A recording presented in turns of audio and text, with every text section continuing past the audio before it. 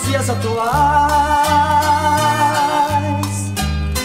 pois ele confere direito, poder e respeito a quem tiver mais.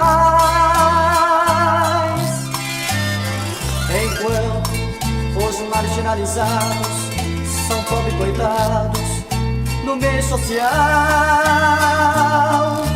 mas pra Deus o homem, rico ou pobre, são todos iguais. Dinheiro compra o diploma, mas não há virtude. Compra o remédio, mas não há saúde.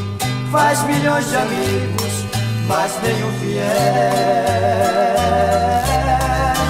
Dinheiro compra o carinho, mas não o amor.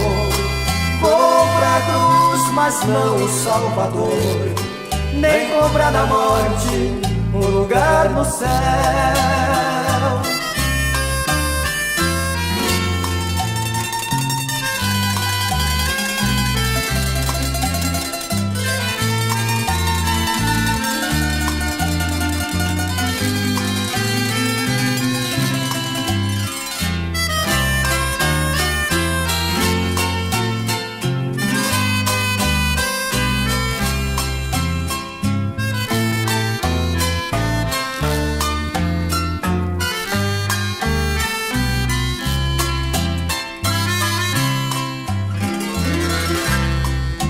Dinheiro compra o diploma, mas não há virtude.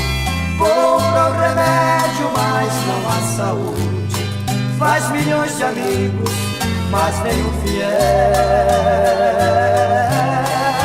Dinheiro compra o carinho, mas não o amor.